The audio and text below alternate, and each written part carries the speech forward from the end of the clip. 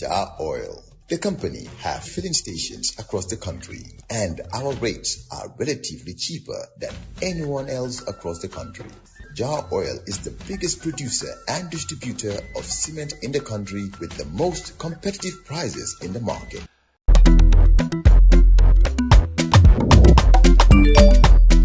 Axel jam si Wave. Yo, apply. Yo, luta do dede. Luta mo nulo jel mo to nga andil mahalis. Hello? Busol mo fine. What? Busol mo fine. Oh, yes! Wave Axel Gambia. Deposit and withdraw money, pay bills and buy mobile credit without fees. Transfer money wherever in the country for only 1% fee. At Wave. Busol mo fine? Wave. Your money is yours. I've got tons of questions for you. What is your football philosophy? Someone asks.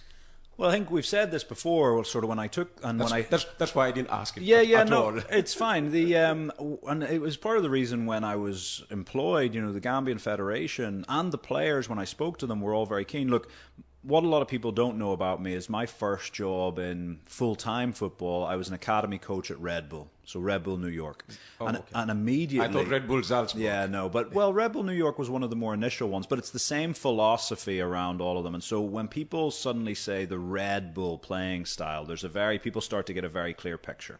It's very aggressive, it's very intense. You want to go and press the game. Your team wants to be higher on the field in terms of the centre backs being closer to the halfway line. You want to be very vertical in your approach. Yes, we pass the ball, but we don't want to play 20 passes in defense, left, right. Yes, we'll move the ball to change the picture in front of us, but we're constantly looking for what I call open doors. You know, have the opposition midfield left too much space between players. There's a door open that we can immediately one or two touch play through that door, get it forward into the feet of a player like Musa Barrow, Yankuba Minte, Ali So, Ibrahim Akali, so that now you've given the ball to your match winners.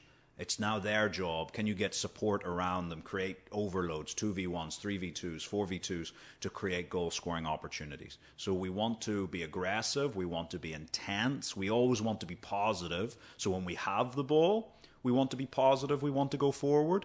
But when we don't have the ball, we also want to be positive and defend forward. Because for me, when people say defense, the word is in essence a negative word. When you say defense, you think about dropping back, you think about retreat, and you think about, protect.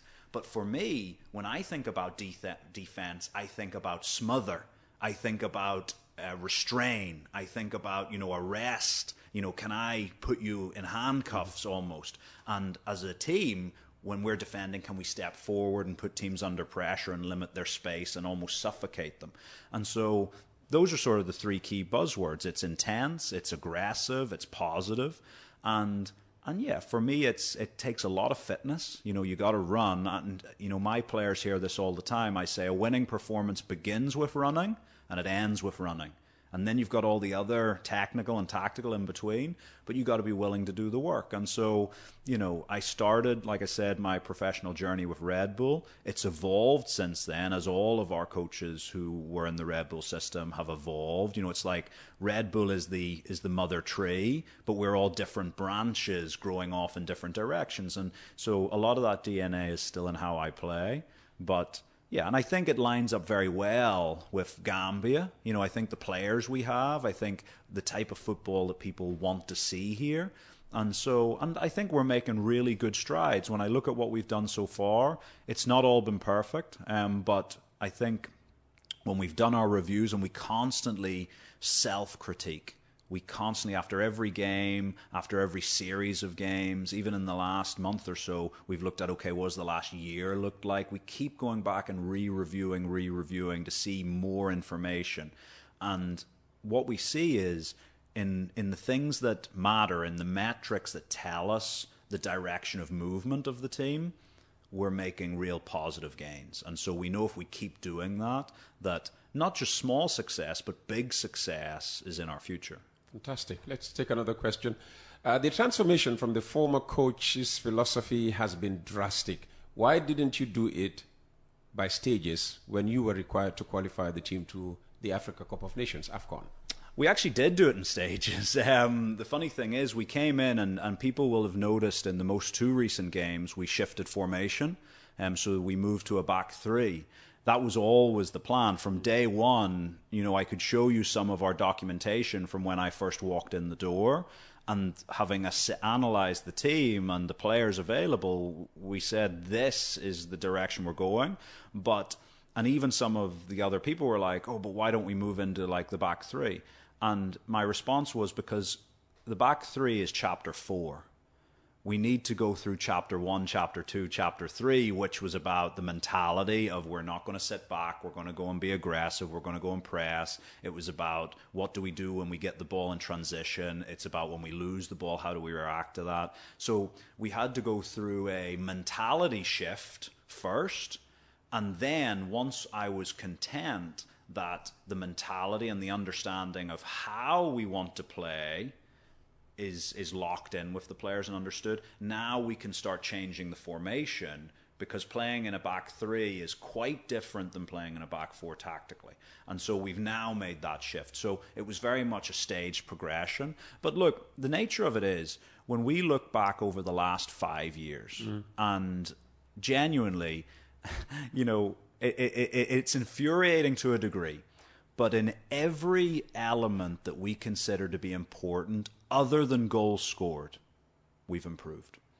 We were creating double or triple the amount of chances to score. Opposition teams, we've reduced opposition chances to score in games by over half.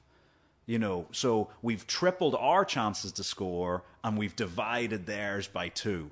So in essence, we're like, should we be winning football matches? We're like 10 times more likely to win a football match. We've just, in big moments, we've not put the ball in the back of the net.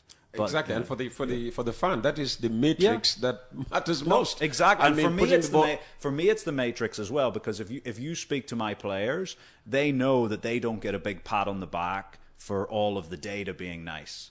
Because at the end of the day, like if you saw me in the dressing room after the Ivory Coast game, we had a lot of people, not players, but we had a lot of people outside the dressing room who were saying, oh, we played so well, all of this, the Ivorians are stunned, the Ivory Coast players are saying, how can you play like this? Because really, especially in the second half in Abidjan, we dominated the game. We dominated the game. We created at least 5 really good chances, of which 2 of them were like certain goals. They have to be goals. And they weren't. And so we dominated the game. But for me, the players were under no illusion that I was so frustrated after the game, because all of the good stuff, and my frustration comes because we are doing so much correct. We are doing so much very well at a high level but all of it will go to waste, and all of it is worthless unless you deliver. It's like the mail service could work. Delivering is securing qualification to AFCON. And look, if the mailman brings your package all the way from Canada all the way to here to Banjul and everything works, but then he drops it on the roadside outside your door and a car drives over it, you're not happy with the mail service. Not at all. So that's the same thing for us. That dropped package is the goal not being scored. And so the players understand that, we understand that, but also we know that the only way to succeed is to keep driving forward, because if you keep doing the right things often enough and long enough, you eventually get success. It's not about luck, it's about the process. And somebody is asking, what were your biggest challenges during the qualifiers? Oh, look, I think it's no surprise to anybody when I say not playing at home is a big disadvantage. There's no doubt about that. Now, other teams, look, we're not the only team on the continent that have that challenge. There's no doubt about that. But I think if you look at the way we dominate games now, like, to put it into perspective for you, Peter, our possession over the last year has been 57% possession of the ball. In the previous 5 years, the highest annual average was like 41%. So we've got a lot more of the ball now. We are dominating games. We are dictating the tempo of games. Now, when you're playing in a full stadium, actually, it doesn't even matter if it's your supporters or not. Our best performances have come away to Gabon, away to the Ivory Coast, and away to Tunisia. Why? Full stadiums. And the players react even off the silence. They know they're silencing away fans. But then you bring it back here, and when you're on top of the game, when you're camped in the opposition area, the energy of the crowd, one, gives you that 5-10% extra, but it also puts a lot of pressure on the team who are defending. And so I look at all of our metrics, and I'm certain that if we were playing at home, we would have 5 or 6 more points than we did have. And look, that's guesswork. No one can prove that, but it's my feeling from 20 years in the game. And so I think that is the biggest frustration, is that we don't have the supporters to be that 12th man to help the team get over the line. Mm-hmm. We might need some correction here, because if I heard you well, you said that you have succeeded in getting the Scorpions now to reduce the scoring, potential of opposing teams. The question here is, why is the team conceding more goals now? We're not. It's not. We conceded the exact same amount of goals this campaign as last campaign. Well, sorry, this campaign it was 7. Last campaign it was 6. So it's pretty much bang on. The XG for this campaign per game is 0.8 per game. The XG in the last campaign was, I think, 1.5 per game. And in previous campaigns it was even more. So actually, in practical terms, like, our goal difference this campaign was 0. We scored 7, conceded 7. The last campaign was scored 6, conceded 6. So actually, in terms of output, we're exactly the same. Okay. Okay. What does that say about the team? They need to be more. You still need to work more on defense, even though your philosophy about defending is different from someone else's. I mean, your predecessor was known to be very cagey, in his approach to matches, but that meant that he shut the opponents out. Yeah, but didn't, because we're conceding less chances and we're conceding the same amount of goals. So actually, we are better at defending now than we were 2 years ago. Okay.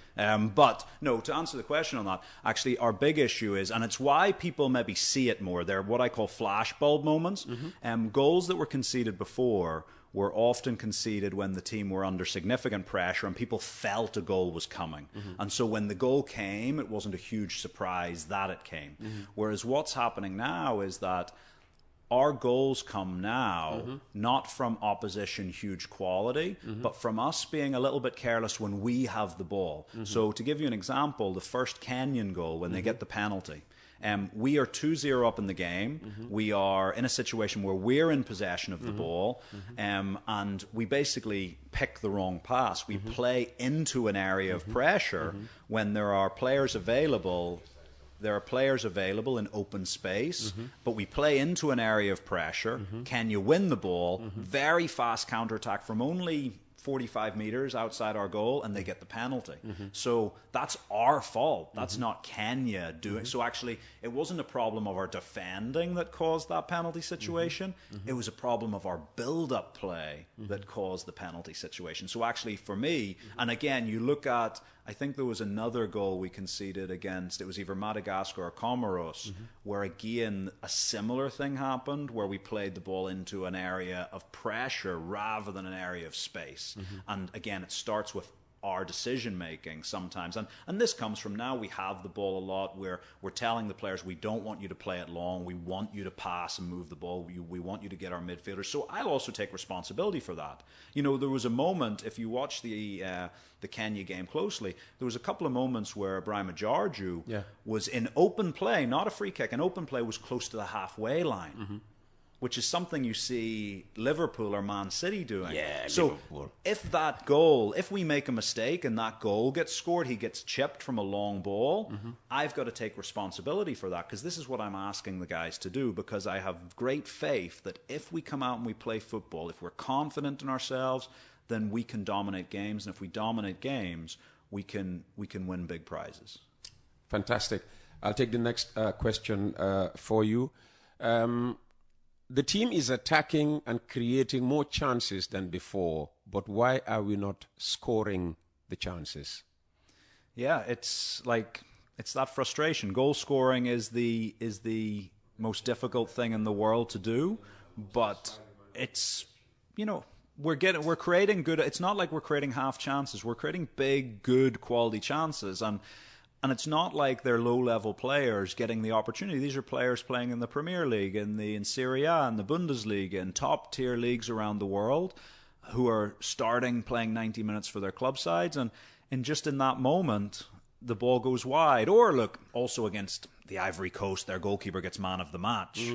You got to remember, it says a lot about the opposing team. Exactly. Huh? So when the African champions, when the number one side in Africa playing at home, and they've won. Going into that game, had the best home record in world football. They had won 16 consecutive home qualifiers. Not drawn, but won. That was the 17th win against us. So going against the best home team in international football, in their home stadium, African champions, and their goalkeeper gets man of the match. You also have to think, someone didn't want us to win today. We're talking to Jonathan McKinstry, the head coach of the Gambia men's senior national team, the Scorpions. In the first part of the program, he was taking questions from me. Right now, he's taking questions from you, the viewers and listeners. Jar Oil, the company, have filling stations across the country, and our rates are relatively cheaper than anyone else across the country. Jar Oil is the biggest producer and distributor of cement in the country with the most competitive prices in the market.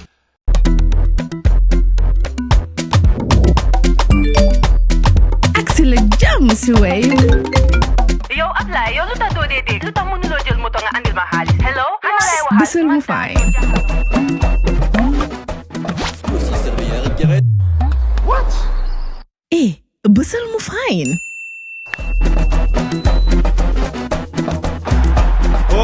Yes! Wave Axina Gambia. Deposit and withdraw money, pay bills and buy mobile credit without fees. Transfer money wherever in the country for only 1% fee. At Wave. Busel mu fine? Wave. Your money is yours. And moving on, what is your favorite formation that suits the team? Look, for me, it's formations in a sense are how you line up at kickoff. Many coaches will tell you, because when you're in possession, when you're out of possession, when you're transitioning, for me, it's more about a playing style, how, what are our principles of play? When we don't have the ball, how do we want to react? When we win the ball, how do we want to react and transition? These are the more important things. You then look at the players available to you. And so when we came in, we played in the 4-3-3 formation. But even in a 4-3-3 formation, if you looked at it when we were attacking, if you freeze framed it when we're in the opposition penalty box, our 4-3-3 became a 2-3-5 in attack. And same with the 3-4-3 in the last camp. In the 3-4-3, it becomes a 3-2-5 because the wide forwards are inside, the two wing backs are high, one of the either the midfielders will hold or one might push. So it really depends on the game phase. Whereas, so again, in a 3-4-3, which we played in the last camp, in the attacking phase, you could freeze it and we would be in a 2-3-5. But in a defensive phase, we're in a 5-4-1.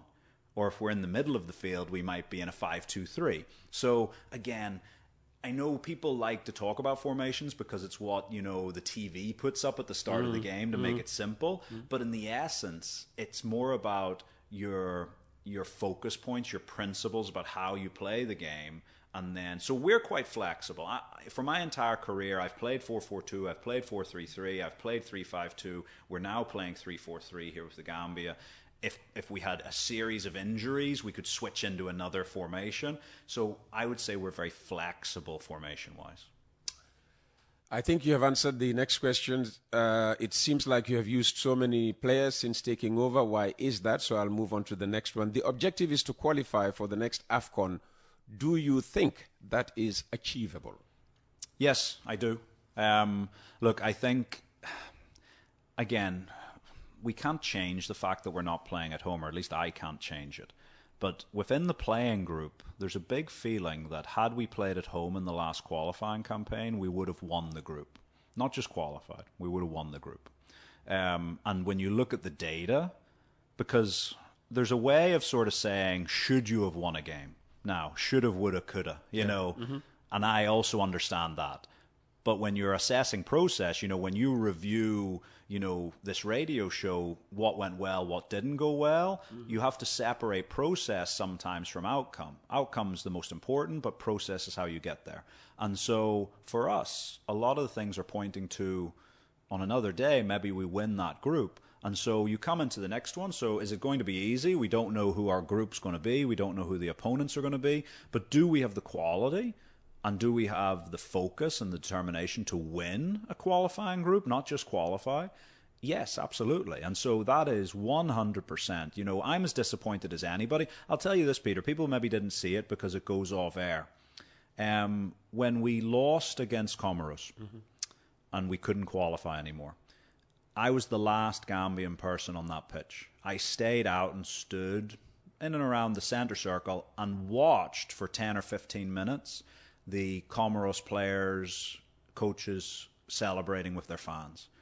And it hurt like hell. It hurts like hell. But why did I do that? Because I'm a big believer that you got to suffer the pain. You got to feel the pain of failure, because it helps you move on. It helps you do better in the future. So I always say to players, when you have big disappointments, people say, oh, move on, forget about it. I'm the opposite of that. You got to process it. And I say, feel it. Feel it, because this is important. And so whereas maybe other people went back into the dressing room, I stood and watched. It wasn't nice to watch, but I stood and watched. Why? Because I needed to almost imprint it onto my DNA, so that I know, hey, next time, because look, I'm not a perfect human being. I make mistakes. There's days where you're tired and you think, oh, I won't do that last thing. It happens to everybody.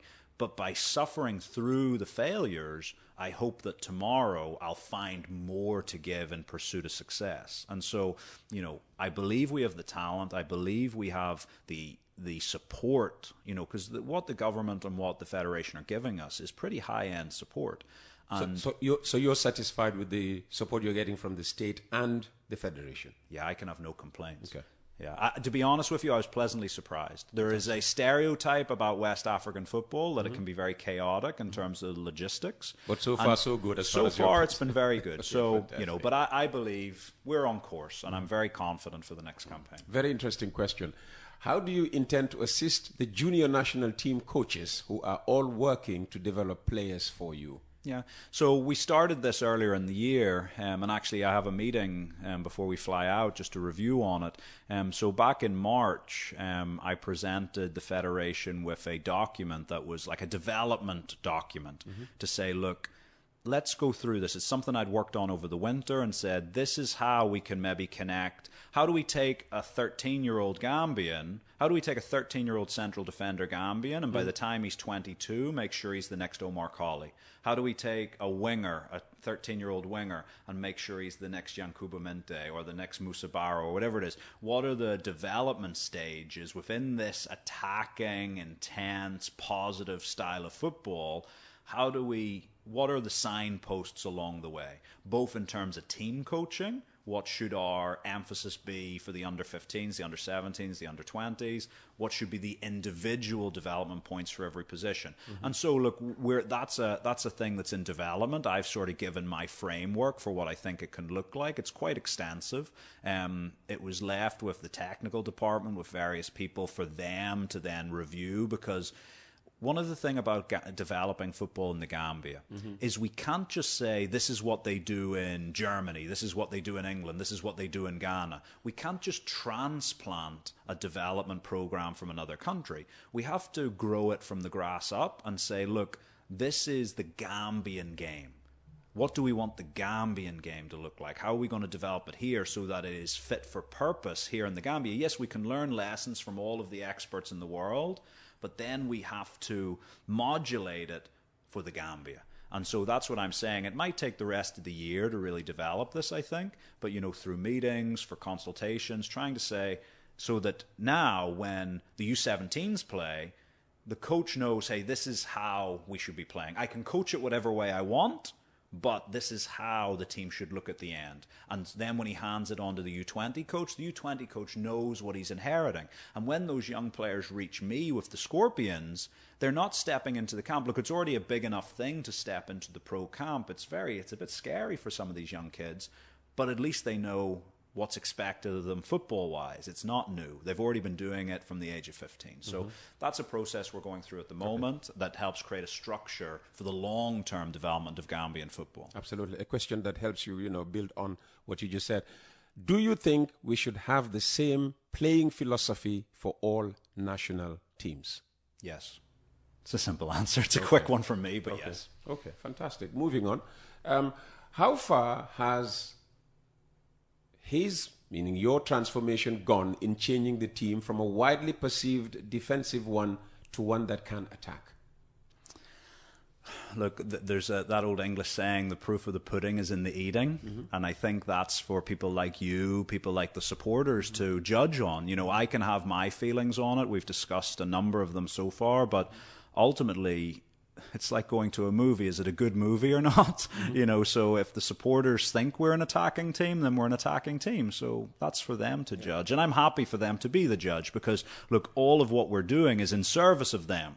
I grew up, when I was a kid, I used to love watching Newcastle United in the early 90s. That Kevin Keegan team, which was attack, and Keith Gillespie, David Ginola, Les Ferdinand, Peter Beardsley, Alan Shearer afterwards. Just attack, free-flowing. People thought that team wasn't a good defensive team. The year we lost the league to Manchester United on the last day, we had the exact same defensive record as Manchester United, joint best in the league, but people think that Newcastle couldn't defend. So there's things that get into the stereotypes. The disappointment was more because Newcastle led, for most of that season. Exactly. Unfortunately. But again, for me, I grew up loving that type of football, that attacking, that get you up off your seat. I remember as a small child, 5 or 6 years old, goals being scored, running around the house.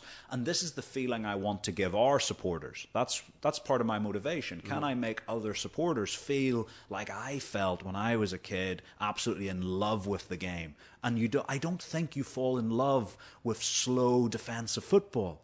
I think you fall in love with Barcelona. I think you fall in love with that Newcastle team. I think you fall in love with the great Brazilian teams because they play. And yes, they're going to concede some goals, but they play football and they make you fall in love with the game. And that's what we're trying. We want success. We want to go to tournaments. We want to win trophies.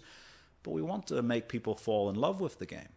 Speaking of feelings, since we are not likely to qualify for the next World Cup and after missing the next AFCON, is he, meaning you, demotivated, or does he still have the patience to stick with his team to the next AFCON qualifiers? Well, I think, look, hopefully it comes across in my enthusiasm. I said to you this morning, enthusiasm is the bedrock of any progress or any success we'll have. And, hopefully people listening in on the radio, watching online, etc., can and hopefully you as well, Peter, sat across from me, can sense the enthusiasm the vibes are coming across. That hopefully, again, words are words, but actions are actions. Absolutely. And I think through my actions, hopefully people can see that I'm probably more enthusiastic today, more motivated today than I was a year ago when I first arrived. This one is one of the new ones coming in. Good morning, Uncle Peter. Please ask the coach, why is he still struggling to know his best 11? Oh, no, I know the best 11. I'd say I know 9, 10 of the best 11. The reason, like, for example, in this squad is because we want competition for places. Because, look, because you were a great player yesterday does not mean you're a great player tomorrow.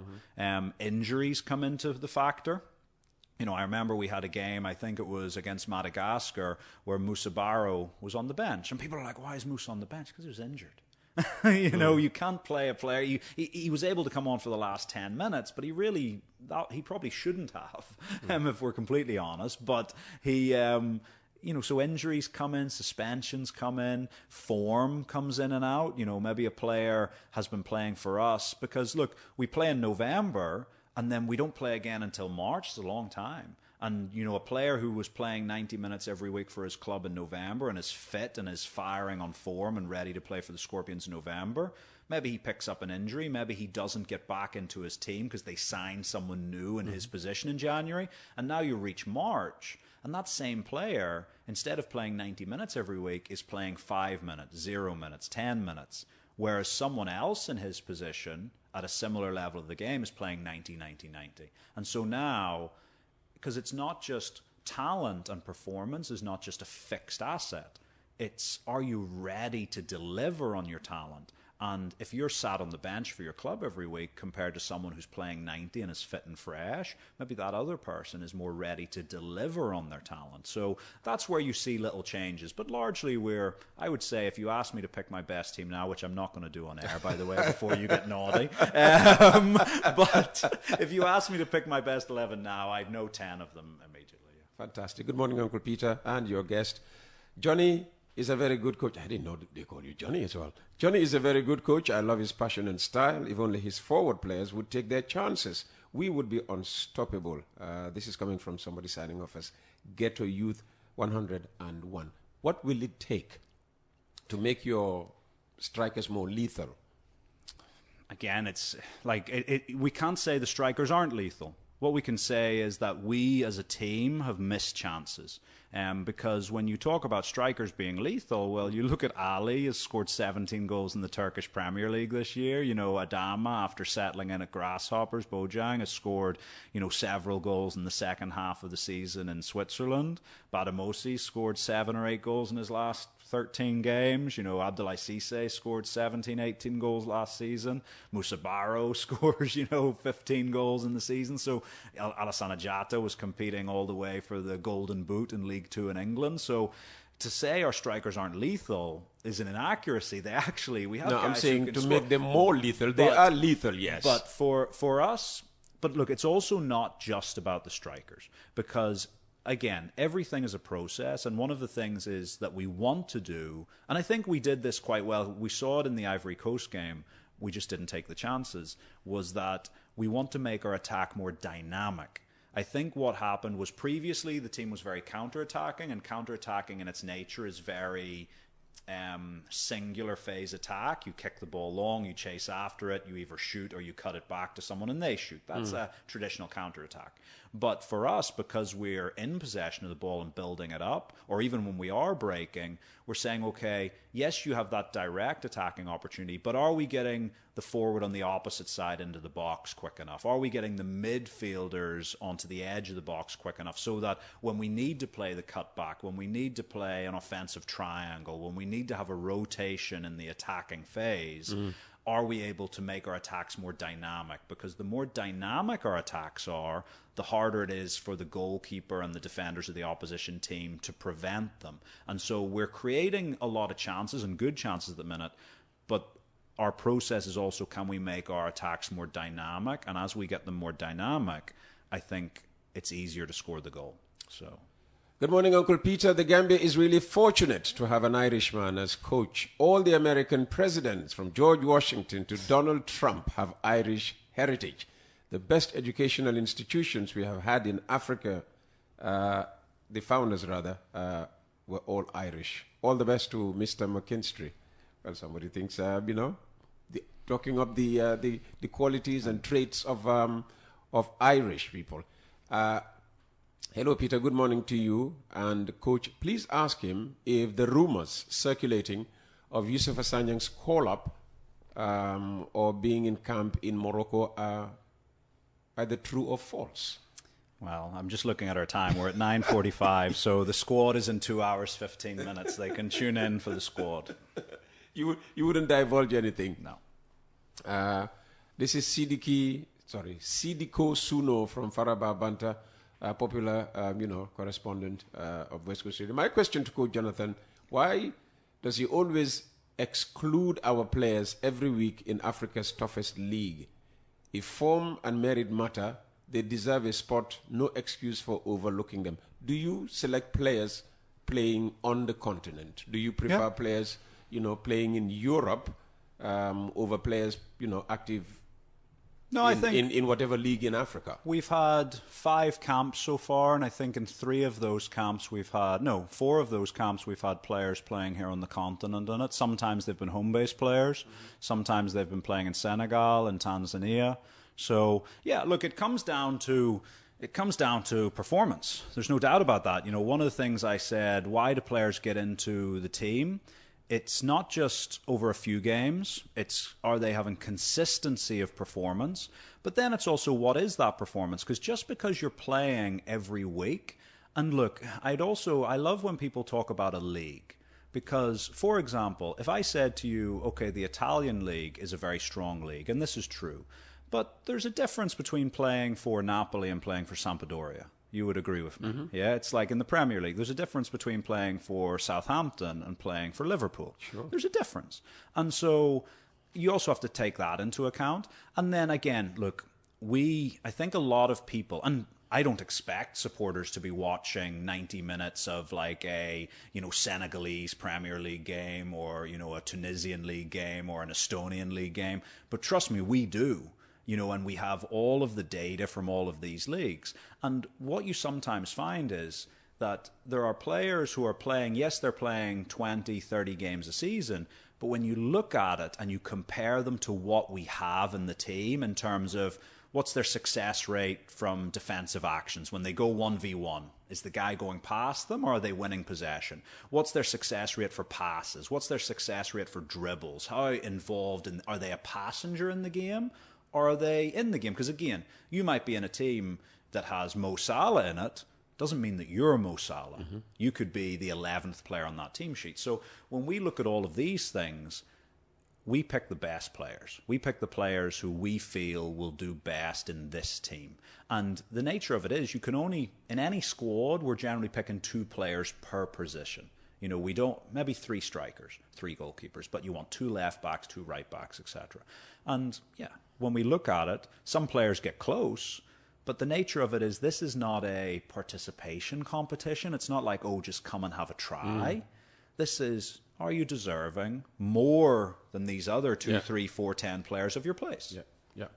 Good morning, Uncle Peter and your guest. Can you please ask him why Alassana Jatta of Notts County Football Club in Nottingham has not been invited since he started working in the Gambia? He scored, meaning Alassana Jatta, lots of goals this season, which took him to playoff position in League 2. Well, obviously, Alassana's played in the last 2 games. So, he's been in... I was so frustrated for him because he had a great chance against the Ivory Coast where he put him on for the last 30 minutes and he came on and he had that great chance and the goalkeepers just made a great save. But that was his moment to get his first goal for the Gambia. But yeah, I was actually talking to Alassana yesterday morning and I really like Lass. I went and watched him play Notts County towards the end of the season. He's quite a unique striker, because he's a player who he does what he does very well. And some people can look at him and go, oh, but he doesn't do X, Y, and Z. But I'm like, yeah, but he does do A, B, and C, and that's all we need from him. And I like his character as well, Alassana. So he's been in the last 2, 3 squads. Obviously never having been in it before. He's played in the last few games. And yeah, I think Lass is going to have a big future with the team. He's in there. Look, but there's not only, in our formation, we tend to play with 1 number 9. And again, you've got Alassana, you've got Adama Bojang, you've got Mohamed Badamosi, you've got Ali Sow, you've got Abdoulaye Cisse. These are all, we are blessed. We are blessed. But only one of them can get the starting position. As you say, an explosion of footballing talent. Exactly. Good morning, Uncle Peter and Coach Jonathan. What is your long-term vision for the national team and how are you balancing short-term results with building a squad for future tournaments? I think you answered this. This was actually sent exactly 45 minutes ago. Yeah. So, no, but look, I think for us, it comes as a package. I think people like talking in singular focus, but any human being knows really you can be focused on multiple things at one time. You sat here, doing your radio show doesn't mean you're not thinking about, oh, I've got to pick the kids up from school at whatever time. You can have different thought processes. So for us, we meld in the short, the medium, and the long term. We mold in how do we get the most out of our senior players alongside how do we give opportunity to younger players. I think sometimes frustration outside the camp comes because everyone likes the new and shiny thing. You know, people are always like, oh, give the new player a chance, give the new player a chance. But you're like, yeah, but the senior players are performing at a high level as well. So you don't throw out experience needlessly. And so it's a mold. And what's our long-term vision? Look, and almost a bit like Ange with his trophy thing, the 2030 World Cup, I think, is our stretch goal. Our big goal, so our goal that we must achieve is 27 AFCON. That's our goal. Our primary goal is the 27 AFCON. But our stretch goal, and if people maybe don't, some people will know what that means, but for those who don't know what it means a goal that if everything goes right for us, if we get it exactly as we want it, and maybe we get a little bit of luck as well. The stretch goal is the thing that if you reach for, you can achieve with good fortune and good performance. And that stretch goal is the 2030 World Cup. And that might seem a huge statement to make for a country of, 2.5 million people, smallest mainland country on the continent, having never been to a World Cup before, ranked 123rd, whatever it is, in the world. But when I look at the players we have, so if you look at the likes of Yankuba, Adama Bojang, Dembo Saidi Khan, all of these guys who are all 19, 20, 21, by the time that qualifying phase comes around, they'll be 23, 24. The young kids I'm talking to you about who are in Germany and Spain who are 17, 18, 19, they'll now be 21, 22. Our guys in the team at the moment, like Joseph Cisse, like Alassane Mane, who are all in their mid-20s, will now be 28, 29, mature, real high-performing players. And I look to the future and to that group and I think, yeah, 2030 is possible. It's going to be hard work. But it's possible. So what I would say to Gambians is, yes, judge us. You're the people who eat the dessert. You're the people who will decide what type of team we actually are. But for me, I'd also say have high hopes and dream, because I think the 2030 World Cup is possible. Trust me, you have just, whipped up, our hope levels. They're so high for 2030. But when you talk about luck in what respect? Luck of the draw, being drawn in a team where there's a little bit of everything. So, what is your group? What group are you getting? That comes into it a little bit. But also, luck with the health of the players through the campaign. Exactly. Like I'll tell you, and we're going to explain this more in the. Thankfully, this is a friendly window, but we'll explain more in the press conference later. But we have 8 players who would have been in this squad in the last 2 weeks have all picked up pretty significant injuries, like injuries that are not just 1 or 2 weeks out, they're like 8 weeks out. We've had a couple of guys pull their hamstrings, another guy has torn his hip his hip muscle along his hip, and you're like going, I've coached over 60 international games. This camp, we've had more injuries than I've ever experienced coming into a camp. So thankfully, it's a friendly window and we're not playing for a qualification game because it could have really hurt us. But it also gives chances to other people. So, yeah, you need a little bit of luck with injuries, with form of players, because you've got to remember they're not our players. They're somewhere else. We're borrowing them for 2 weeks, 10 days. But also even in games. Look, 50% of all goals can be ascribed to luck. And what do you mean by luck? It's like, well, someone has a shot and it hits off your side and it drops to someone else and he puts it in. Yeah. That ball wasn't passed to him. It's taken a deflection and fall to him. So the situation has come about by luck. So we control as much as we can in the game through our possession, through our build-up play. But also, are we ready to react to those unprepared situations and a little bit of luck? And so all of those things fall together. I'll end with this complimentary, yet challenging at the same time, contribution. Coach, congratulations. I am pretty sure you will take us to the promised land. But we are hungry. The sooner, the better. Yeah. Look, we're all in a rush to get there, me more than anybody. And I hope what comes across, and it's why I try to engage, with shows like yours, Peter, and I think the people of the Gambia and the media in the Gambia, hopefully over the last year, have seen that I'm someone who will always answer the question.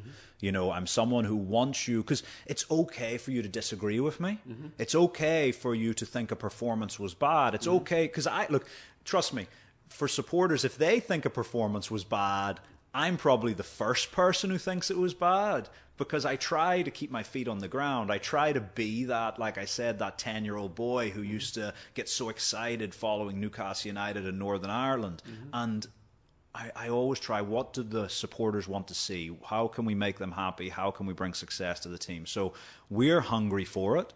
It's the big frustration of international football is you play one game and then it's another 1, 2, or 3 months before you play the next game.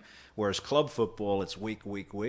And so, but I use the time as effectively as possible. I think some of my staff sometimes think I'm a bit over the top because I'm so detail orientated. I'm so hungry for that success because for me personally, I want to succeed, but football is the best vehicle for social change, social mobility, and if we can life here in the Gambia, people work hard, people struggle for their money, people work long hours, in tough jobs, and for a lot of them, seeing the Scorpions score, seeing them win, can make a whole month for them. Yes. You know what I mean? It puts them on a high. Yes. And so if we can give that to the people, what better reward is there? You can't give them a bonus for that type of reward if we can do that for the nation. So, yeah, I'm hungry for it. The players I select, we spoke at the beginning about character. Mm-hmm. I want people who that is their motivation. Fantastic. And if we get that, we're not going to be far from success. Unfortunately, we're just about running out of time. Yeah. Quick parting message? Yeah, look, we know we're not at the finish line yet. So trust me, there's no one inside the house thinks that we're finished yet, that we're happy with where we are. We know from looking at the progress, we're going in the right direction, and hopefully the supporters see that as well. But for me, it's just about our hard work. I'm not going to ask people for patience. I'm not going to ask people for understanding because, as you said, goals and wins are the currency that we deal in. But what I'm trying to do is give people a bit of joy. And like I said, can we make that 8-year-old Gambian boy or girl fall in love with football when they come and watch the Gambia play? And that's always my driving force. And I think if we get that right, we can not just qualify, but we can do something really special. Fantastic. Good luck, Jonathan. Thank you very much, Peter. Jonathan McKinstry is the senior men's football coach for the Gambia. Today it has been sport. Tomorrow it's health with Dr. Mustafa Bitey, the boss at the Edward Francis Moore Teaching Hospital. Thank you very much for watching and listening to me and Jonathan. So until I come your way again tomorrow, have a good day. Bye-bye. Jar Oil, the company, have filling stations across the country, and our rates are relatively cheaper than anyone else across the country. Jar Oil is the biggest producer and distributor of cement in the country with the most competitive prices in the market.